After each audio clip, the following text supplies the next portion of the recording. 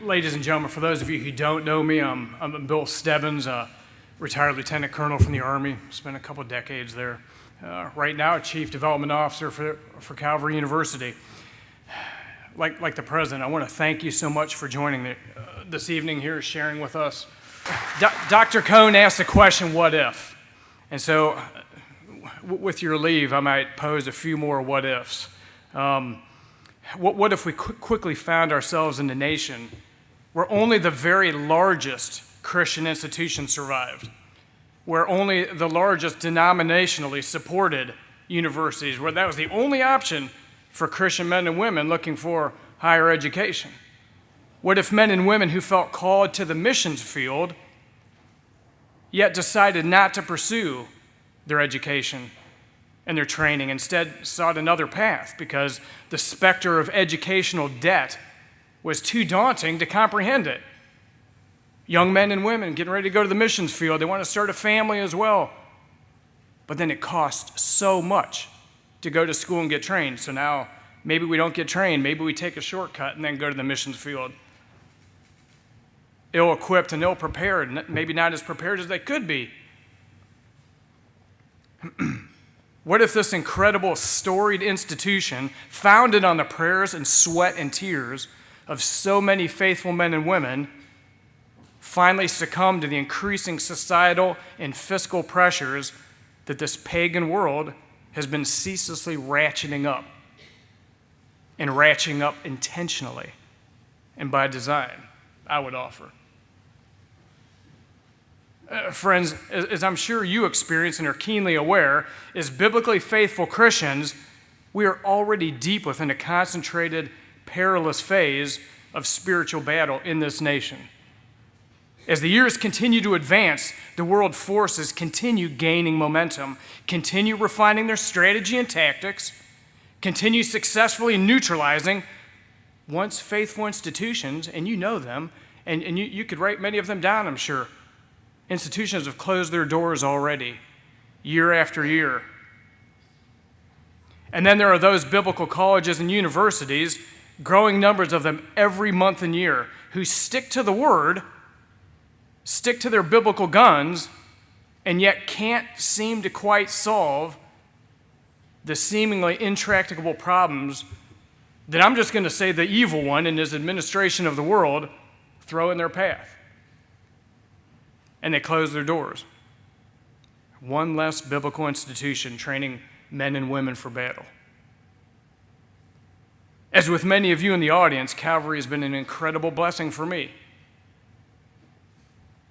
It allowed me at long last to complete a master's in Bible and theology. It allowed me to pursue now further education beyond that.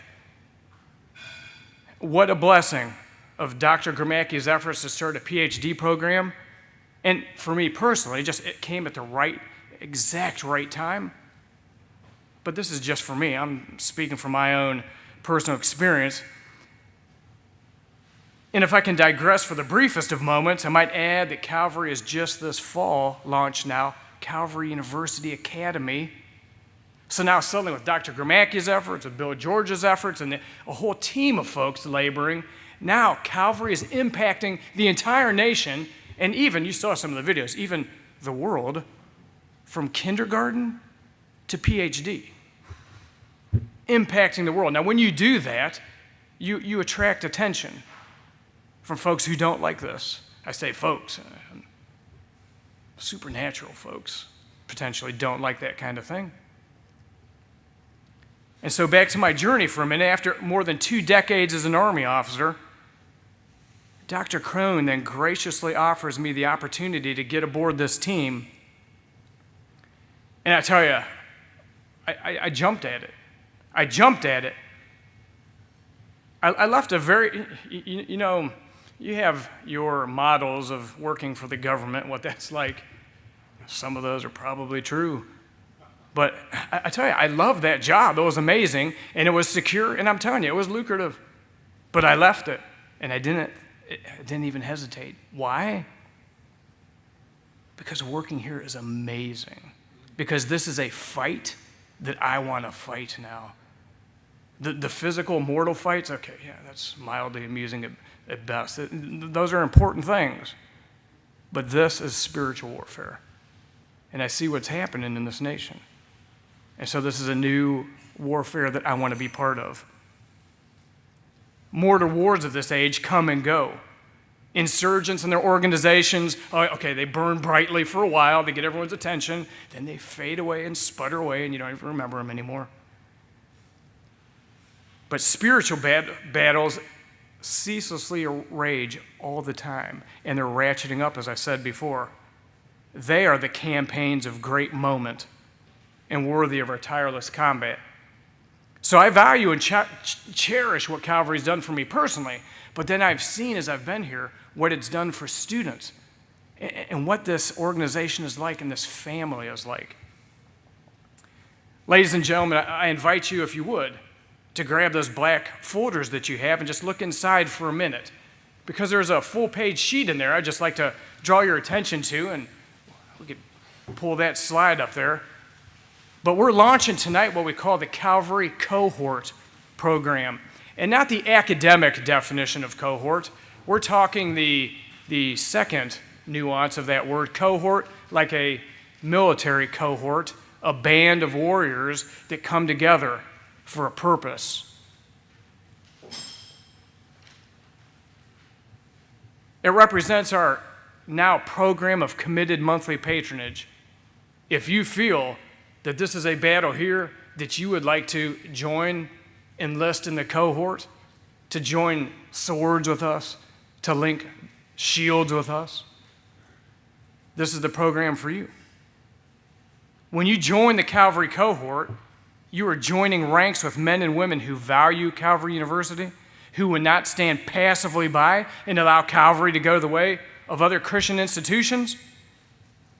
By joining the cohort, you are actively and immediately ensuring the continuing, biblically anchored education of the next generation of Christians. By joining the cohort, you are standing with us. You're drawing a line in the sand. You are essentially declaring to the evil one, no further. You've taken too many colleges, too many Christian universities. You're not taking this one. My wife often tells me, well, watch the angry eyes. They're not angry eyes. They're passionate eyes, because I believe so much in this. She says, watch the angry eyes. People don't understand you. So I'm sorry about that. But when you follow Dr. Cone, you better be lively, or people start launching carrot cake at you from the back row. And if you do that, please do that. That's fine. I'll take it as biofeedback that I'm kind of a boring speaker, and I'll try to get better. If you'd flip the sheet over, you can see on the right-hand side. On the right-hand side, you have a chart listing the various tokens of appreciation that we are pleased to extend to you based on your level of patronage. It's our desire, it's in our DNA, to not only express our gratitude to those within the cohort ranks, but also to give you meaningful, tangible content. And what I mean by that, if you look at the fourth row down, what you'll see, everyone in your immediate family is granted full access to all current Calvary University classes that are taught in any current cycle that you're in. And when you join that, you'll get instructions that you can plug in, and as we're teaching the classes here, you can watch those classes as well. You may be a father with a family. You want more Bible education for your family, for your young ones that you're raising. You and the wife, the kids, you can sit there and watch classes as we teach them year-round, because we don't stop at Calvary. Year-round, 8-week cycles. We don't stop for summer. We don't stop. We keep teaching. Now, you're not going to join the cohort because you want the tokens of appreciation. We get that. But that's not the intent. You're going to join the cohort because you believe in Calvary, in its past, in its present, what we're doing now, and to assure the future. Because you want to get into the fight. You don't want this institution to fade away, to be intimidated by the world, to be beat down, bullied into historical oblivion. just a fading footnote in history of Christian education. Walter Wilson, who's that? We don't remember anymore. Just gone. Can I share with you one other aspect of battle? And I say this with trepidation because I know the moon wanes. I think wanes, right? Because waxes as it gets bigger. It's waning. The evening is growing longer. Did you know that Calvary, though, is defying the odds right now? And it is doing not only what is right by the students, but is simultaneously doing the impossible. Doing what is right. What do I mean by that? Our tuition has remained unchanged for 3 years. Try looking at that in any other institution.